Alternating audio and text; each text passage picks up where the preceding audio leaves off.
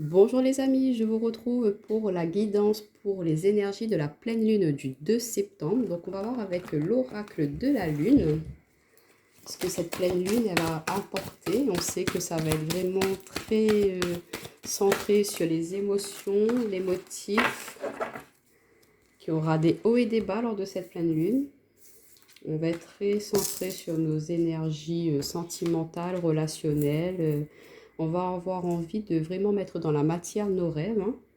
On sait que le poisson, c'est un signe d'eau, c'est un signe d'émotion.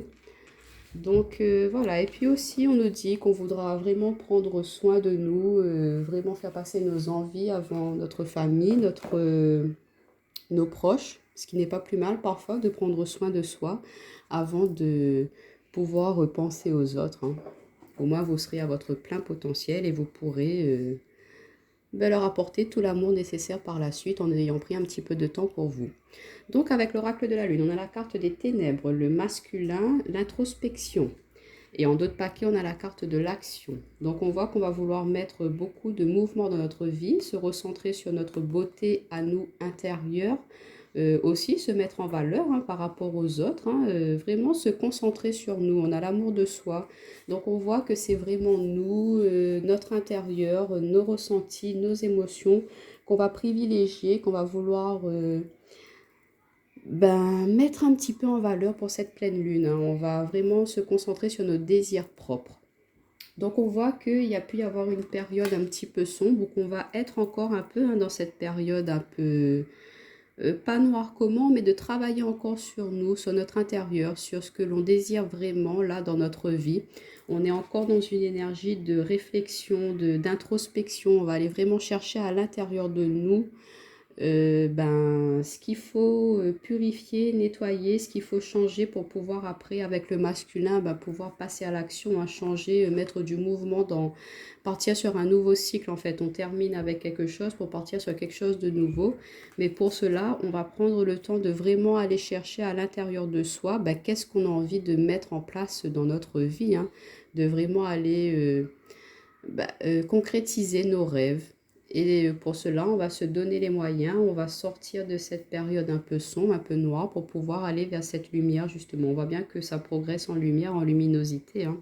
Et on va être aidé, épaulé et guidé pour cette pleine lune. Les énergies seront assez fortes pour cela, de vraiment être dans l'action. On va nous pousser à exprimer ce que l'on ressent, ce que l'on désire au plus profond de nous, hein.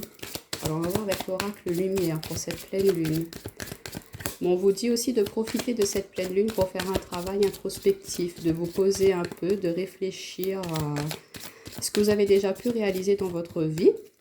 Et là, de voir dans le moment présent, qu'est-ce qu'il faut encore concrétiser, acter, pour pouvoir avancer, être en accord avec vos énergies. Alors on a une carte qui est tombée, on a la carte de l'encre.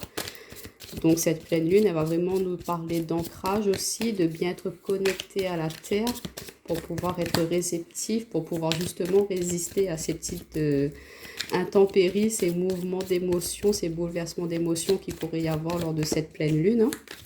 Donc on vous dit de bien vous ancrer, ouais, de bien garder le cap sur vos objectifs, de vraiment agir avec sagesse, de vraiment bien réfléchir avant de passer à l'action pour pouvoir justement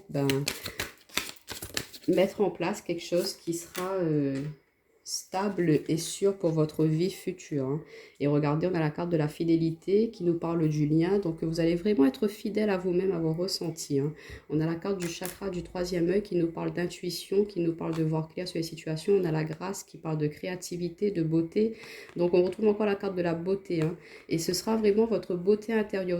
Vous allez avoir envie de plaire, hein, ces 15 prochains jours, de vous mettre un peu en avant, en valeur par rapport aux autres, hein. Et vous allez vraiment avoir ce côté féminin, ce côté intuitif, le côté yin qui sera plus en avant pour cette pleine lune, hein.